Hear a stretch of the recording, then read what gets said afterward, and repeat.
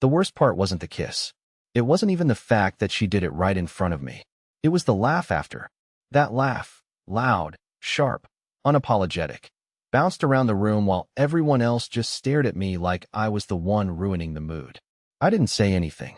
I couldn't. My throat locked up. My hands were shaking so badly I had to sit down to hide them. She didn't even notice.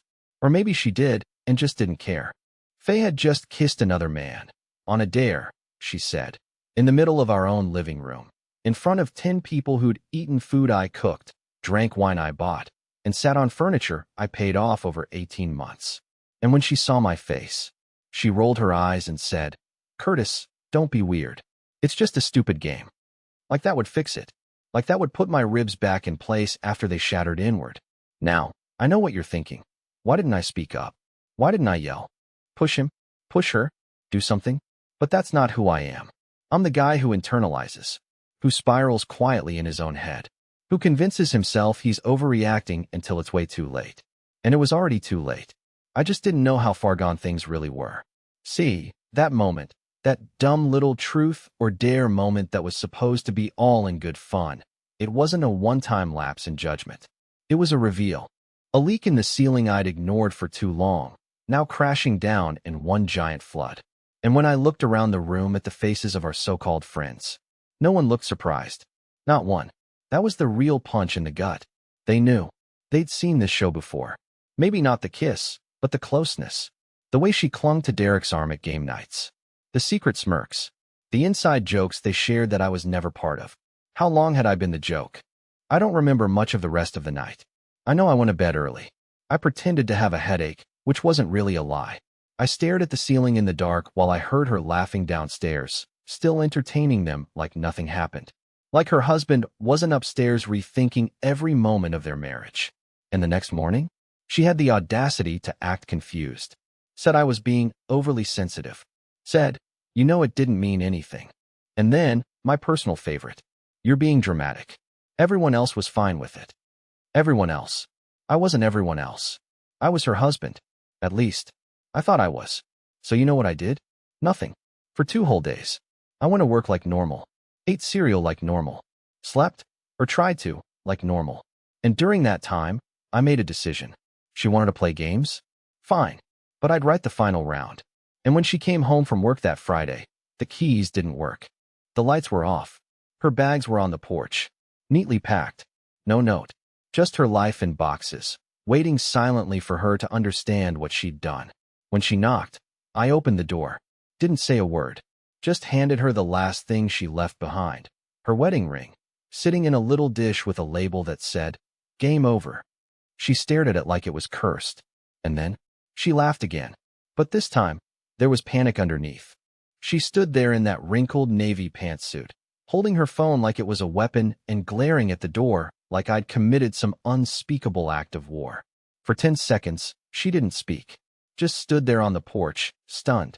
Then she let out this sharp laugh, the same fake one she always used when she was caught doing something wrong, but didn't want to admit it. I hated that laugh more than anything in the world. "Curtis, open the door." "This is ridiculous," she said.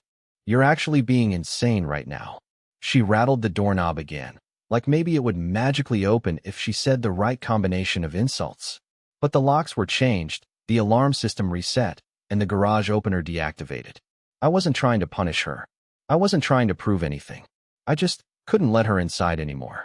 Not into this house. Not into my life. Not after the look she gave Derek that night. Like he was the one holding her world together, not me. I stayed quiet behind the door, listening to her cycle through the emotions like she was performing on a stage.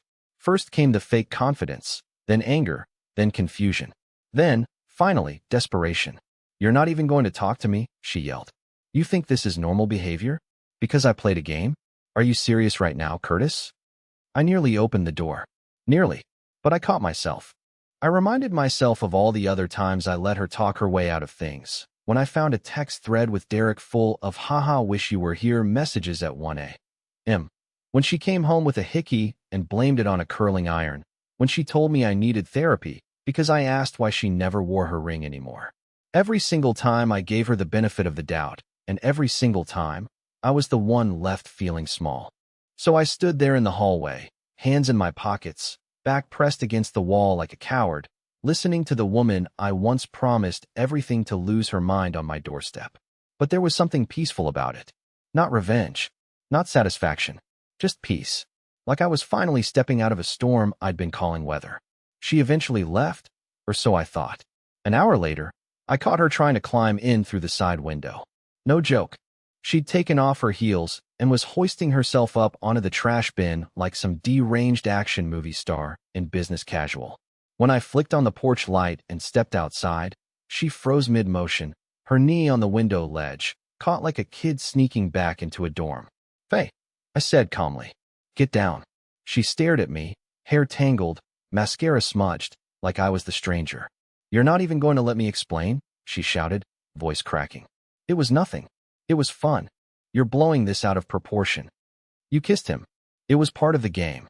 You kissed him like I wasn't there." That shut her up. She slid off the bin, slowly, her shoes in one hand, the other holding on to whatever scraps of pride she had left. But I wasn't angry anymore.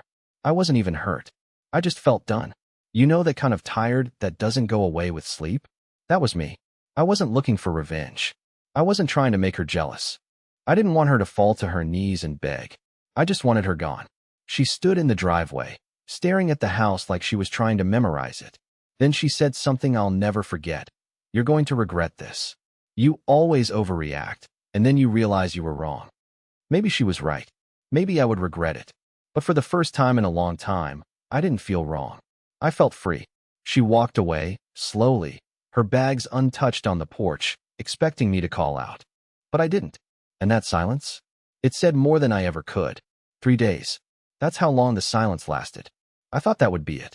I truly believed she'd get the message, take her bags, and move on with her glamorous life full of flirty game nights and attention-starved coworkers. But no, Faye doesn't lose. Not when she's humiliated. Not when her pride is on the line. I should have expected her next move, but I didn't. Because nothing could have prepared me for what I saw when I looked through the peephole that evening. It was her, of course, standing on the porch again. But this time she brought him. Derek, the man she kissed. The man whose name I heard more than my own for the past 6 months. The man who leaned on our countertops and drank out of our glasses and looked me in the eye like I was just the temporary tenant in my own marriage. They stood there like a united front. Him with that smug, "We're just here to be reasonable" posture, and her, arms folded, face full of fake concern. She even wore that stupid soft pink sweater I once told her made her look like a cupcake. She used to laugh when I said that. Now she wore it like armor. I didn't open the door. Instead, I flicked on the porch light again, like I was shooing raccoons off my property. "Curtis," she called out. Her voice was calm, trained, like she'd practiced what she was going to say in the car. "I brought Derek because I figured it would be easier for you to hear the truth from both of us. We want to clear the air." "We." God, that word made my stomach twist. "We." I muttered to myself. I leaned closer to the peephole, watching Derek shift uncomfortably, like he didn't expect me to actually ignore them. He looked around the porch, probably realizing that this wasn't the kind of house where people welcomed awkward conversations with open arms and herbal tea. "We didn't mean to hurt you," she continued. "It got out of hand. The kiss, it wasn't planned. But we realized something after." My breath caught. "Don't say it. Don't you dare say it. We realized we have a connection." And there it was, like a knife twisted slowly between my ribs. They came to justify it. Not to apologize. Not to ask for forgiveness. But to normalize the betrayal. Wrap it in mature, logical language and feed it to me like medicine. I didn't scream. I didn't open the door and demand answers. I just walked into the kitchen, turned on the kettle, and waited for the knock to fade. But she wasn't finished. "We didn't want to hurt you," she said again, louder this time. "But you've shut me out, Curtis. This isn't healthy. Maybe you should talk to someone. I want to coexist peacefully." I laughed. Actually laughed, alone in the kitchen, while pouring boiling water into a chipped mug that still had both our initials on it. Coexist peacefully? Like we were business partners ending a merger? Like I hadn't spent 3 years watching her slowly erase me from the life we built? A few minutes later, I heard them walking away, her voice trailing off, his shoes crunching over gravel. Then silence again. But I couldn't relax. Because that wasn't the end. I could feel it. The way a dog senses a storm before it hits. I checked my phone, 5 missed calls from her. 3 texts. The last one said, "If you're going to act like a child, I'll do what I have to do. Don't make this harder." What did that mean? That night, I barely slept. I kept checking the front door, the locks, the windows. Every creak in the hallway made my heart pound. Not because I was afraid of her physically, but because I knew what people like her could do when you stopped playing their game. When you took back control. The next morning, I got an email from my landlord. "Hi Curtis, we received a message from your wife about the lease. She mentioned you're separating and asked if we can begin transferring the rental agreement into her name. Can you confirm this? She was trying to take the house. She kissed another man in front of me, laughed when I broke down, and now she wanted to remove me from the lease. Like I was the one who needed to go. And that was when I knew. She wasn't just playing a game anymore. She was at war." I didn't respond to the landlord's email. I sat there staring at it for nearly an hour, trying to process how bold you have to be to betray someone and then try to evict them from their own home like you're doing them a favor. The audacity made my head spin. I hadn't even filed anything yet. No legal separation, no property split, no formal talk. But there she was, already trying to shift the lease into her name, like she'd just won me in a card game and was trading me in for chips. What stunned me more than anything was how calm she acted through it all. Like this was just some inconvenience she had to clear up before brunch. No shame, no guilt, just strategy. She was treating me like a clerical error. I finally wrote back to the landlord, short and simple. "There's been a misunderstanding. Please do not make any changes. She has no authority to request that." Then I blocked Faye's number. She'd already tried calling again that morning, and when I didn't answer, she left a voicemail, chipper, upbeat, like we were coworkers handling a scheduling mix-up. "Hey Curtis, just wanted to check if you got my message. I thought it'd be easier for everyone if I took over the lease, since you're obviously overwhelmed right now. No pressure, just trying to keep things smooth. Let me know, okay?" Overwhelmed? I wasn't overwhelmed. I was disgusted. But I stayed quiet. I didn't respond. And that silence clearly started getting to her, because 2 days later, I came home from work to find one of her friends, the one with the wine addiction and the Instagram quotes about main character energy, sitting in her SUV in front of my house. She got out the moment I pulled in and walked toward me like we were about to have a civil chat. I didn't even get the chance to turn off the ignition. "She's spiraling," the friend said. "You really scared her. She didn't think you'd actually go nuclear." Go nuclear? I didn't yell. I didn't shame her online. I didn't tell her family. I changed the locks and boxed up her things. That was all. But to them, to her little social circle of self-proclaimed alpha females and wannabe life coaches, the most terrifying thing I could have done was leave the table mid-game. That wasn't in their script. I was supposed to break down. I was supposed to beg. The friend kept talking, something about rebuilding mutual trust and compassionate cohabitation. All nonsense words she probably picked up from a podcast. I just nodded and said I had somewhere to be. And as I shut the door in her face, I caught a glimpse of something in the back seat of her SUV. A suitcase. Faye's suitcase. She wasn't trying to talk. She was trying to move back in. Without permission. Without a conversation. Like nothing had happened. That's when I realized. She was going to keep pushing, keep twisting reality, until I snapped. Because if I snapped, she'd have control again. She could paint me as unstable, vengeful, petty. That's what this was about. But I wasn't going to give her that. I'd play the long game now. And she wouldn't even see it coming. I didn't sleep that night. Not because I was heartbroken. Those feelings were already burned to ash. But because my mind wouldn't stop racing. Every time I closed my eyes, I saw that suitcase. Saw her trying to sneak her way back into the house through friends, manipulation, fake kindness. And for what? Because I embarrassed her by not playing the idiot anymore? Because I left the game on my own terms? No. That night, something shifted in me. I stopped waiting for her to feel guilty.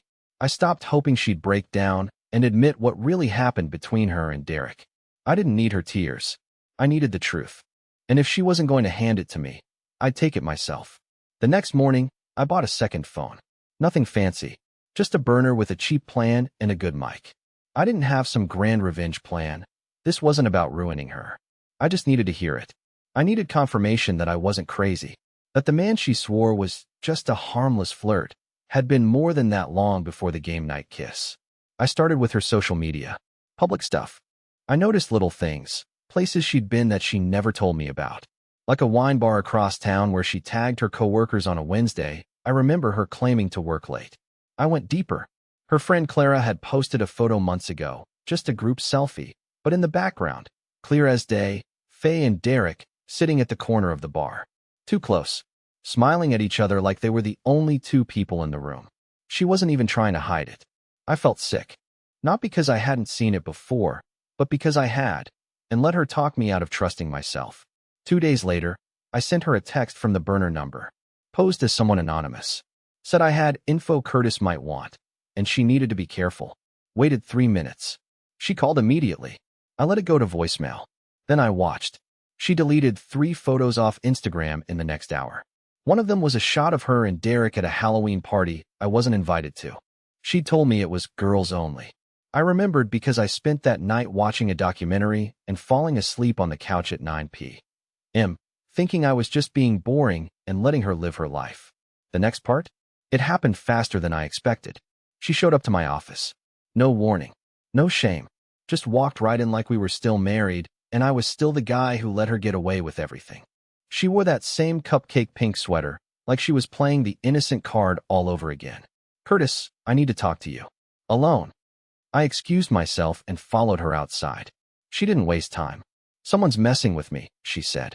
I don't know if it's you or someone trying to stir things up, but if this is your way of getting back at me, you need to stop. This isn't funny. I stared at her, watched her twitch slightly when I didn't respond. She wasn't afraid someone was playing a prank. She was afraid someone knew the truth. I didn't say anything, just tilted my head and asked, "What exactly do you think they know?" Her eyes narrowed. Her voice dropped. You think I wanted things to go this way? I didn't mean for it to happen. You pushed me out, Curtis. You pulled away for months, and I needed connection. There it was. The first real confession.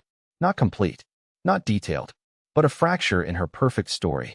You needed connection, I repeated. So you kissed him. So you tried to kick me out of the house. So you brought him to my door and told me it was mutual. She didn't deny it. Didn't even flinch. She just stood there, finally realizing I wasn't the same soft, fumbling idiot she could steamroll anymore. And then she said something I will never forget. You don't know everything. And if you did, you wouldn't be so smug. I asked her what she meant, but she just walked away. And now? Now I had to find out what she meant. Because if she was hiding something worse than I already knew, I needed to uncover it before it destroyed me completely. I couldn't shake what she said. You don't know everything. And if you did, you wouldn't be so smug. That line crawled under my skin and nested there, playing on repeat no matter how much I tried to ignore it. It wasn't just a defensive jab, it was a warning. And knowing Faye, it meant something real. She always knew where the cracks were and how to push just hard enough to make them split wide open. So I stopped waiting for the truth to come to me. That night, I opened the old laptop she used to use before she got her sleek new work-issued MacBook. She always said it was too slow to bother wiping, and left it gathering dust in the closet. But it still booted up. And unlike her phone, it didn't have a fingerprint lock or a timed logout. It was practically begging me to open it. What I found wasn't immediate. I had to comb through cluttered folders with names like Budget 2021 and Team Goals. Boring stuff, probably meant to deter curiosity. But then I opened a folder buried inside another one titled simply _archive. Inside, I found screenshots. Dozens. Messages between her and Derek. Some from before the kiss at our house. Some dated months before. Back when I was still rubbing her feet after work. Still cooking dinner for 2. Still thinking we had a chance. They weren't just flirty messages. They were emotional. Her. I feel like I can actually breathe around you. Him. I keep thinking about that night we stayed late after the mixer. The way you looked at me. Her. I dream about it sometimes. And when I wake up next to him, I feel so empty. My name wasn't even in the messages. I was just a shadow in the background of her complaints. A prop in her life. Something to compare Derek's spark to. Something dull, safe, disposable. But then I saw something that hit me harder than all the rest. A save draft. An email. Addressed to HR. Subject line. Formal complaint regarding spousal harassment. The body of the message was half finished, but the gist was clear. She was planning to tell her employer I was emotionally unstable, that I'd been showing up at her office unannounced, that I was interfering with her work relationships and creating an unsafe dynamic at home. She'd saved it as a draft. Probably hadn't needed to send it yet, but it was there, ready. She wasn't just trying to win the breakup. She was setting up a way to crush me if I didn't go quietly. The next morning, I sat on the porch with a cup of coffee, watching the sun rise over our quiet street. Birds chirping, sprinklers going off. The kind of morning that should have felt peaceful. But instead, I felt hollow. And I realized something then. This wasn't about a marriage ending anymore. It was about survival, reputation, identity. She had been laying the groundwork to flip the entire story. And if I didn't act fast, I'd be the villain in a narrative I never even agreed to be part of. So I printed everything. Every screenshot. Every message. Even the draft. I didn't know exactly what I was going to do with it yet, but I knew I couldn't keep playing defense. I had to protect myself. Then I called someone I hadn't spoken to in years, my old friend Nathan, who now worked as a paralegal for a family law firm 2 towns over. We hadn't kept in close touch, but I remembered him telling me once, if you ever get screwed over, don't wait for it to get worse. Build your record early. When I told him what was happening, he didn't sound surprised, just disappointed. Curtis, he said, this isn't a breakup. This is a chess match, and you're 2 moves behind. I hung up the phone with shaking hands. I had to catch up, fast, because Faye hadn't just betrayed me. She was preparing to erase me. I didn't recognize the man I was becoming. That used to scare me. But now it felt like the only way forward. I was done being the passive husband. The quiet guy who waited for people to do the right thing. The man who forgave too fast and spoke too slow. That man had been dismantled piece by piece by a woman who'd studied my silence like a language, then used it against me. Nathan called me the next morning with a plan. We wouldn't confront her. We wouldn't go public. We wouldn't scream or send angry texts she could twist into abuse. Instead, we'd collect. Quietly. Calmly. The way you document a storm before it floods your house. Because insurance only believes you if you've got proof. So I did exactly that. I dug deeper. I reached out to Clara, the friend who posted that bar selfie months ago. The one where Faye and Derek looked like they were already a couple. Clara and I had always had a weird relationship. She never liked me much. Mostly because I was too sensitive and too observant. She once told me I looked at people too hard, like I was trying to figure out what they were hiding. That used to bother me. Now it felt like a compliment. Clara wasn't friendly, but she wasn't loyal to Faye either. And once I told her that Faye tried to have the lease transferred behind my back and was floating fake harassment claims, she rolled her eyes so hard I could hear it through the phone. I always told her she pushes things too far, she said. Look, I don't want to get involved. But if you're asking whether something was going on with Derek before that game night, yeah, way before. How long?